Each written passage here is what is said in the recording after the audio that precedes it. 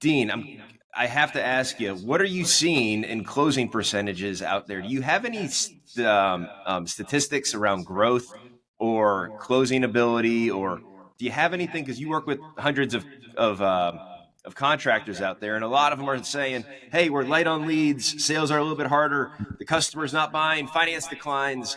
I mean, there's an endless supply of excuses or reasons, I should say. Sorry, out there. What do you see from your side, from your clients?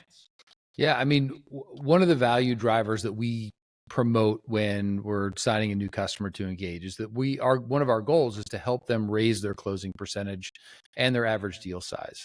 And when the leads are scarce and when the leads are not as plentiful, that close percentage is even more important, right? So if you're running 10 and you're only closing 3, if you close that fourth one, it's going to mean a massive impact to your business.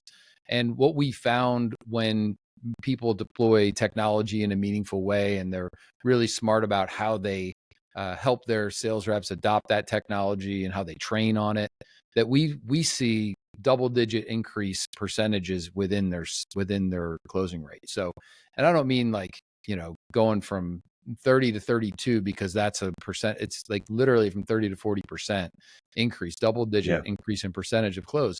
And when you have less leads, the math is the math, right? If you can get that extra deal closed every single time, because you have a consistent sales process, because it's pulling over information from other systems that is of value and streamlining the experience for the customer. Like, we can talk all day about increased close rates. The reason is the customer has had a great experience with you. You've been able to build trust with the customer. You've been able to get them from zero to purchase in less time than maybe the other 3 people that came through their house. You've been able to educate them. I mean, that's maybe a whole different topic of conversation. Of what we see is, the whole sales process, I believe, for home improvement is really about education. Because how many times in this person's life are they buying the thing that you're selling them?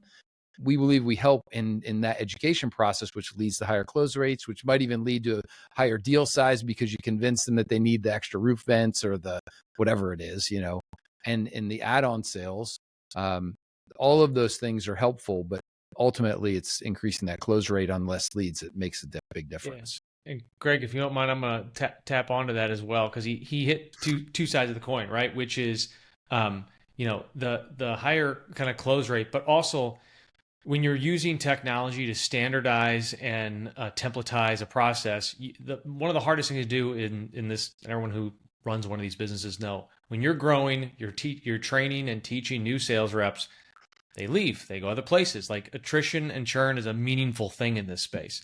And especially if, the economy takes a little dip and it's harder for them to sell, those guys need to get paid. They move all over the place. And so having tools in place that creates consistent sales processes, that puts, the typical roof line items in place, so that when you have a new sale guy there, it's easier to train them. It's faster to get them up the curve. And then when they have a lead and they have a hot lead and they're talking about it, they don't forget things. And so that increases ticket size, it increases margin, and increases consistency. And between leveraging kind of those templates with also a really professional presentation, I think you do give that kind of that educational experience to that customer, a better customer experience, and you get both higher close rate and higher margin and consistency when you're growing your business. We see that all the time.